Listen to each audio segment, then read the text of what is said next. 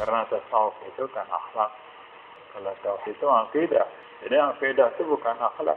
Oh, lebih lagi. Akhlak itu nomor 2 adalah akidah.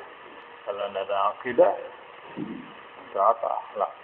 Dia akhlaknya baik terhadap ayahnya, terhadap seluruh manusia.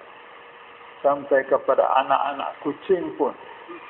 Begitu akhlaknya. Tapi ada tauhid, tidak ada gunanya.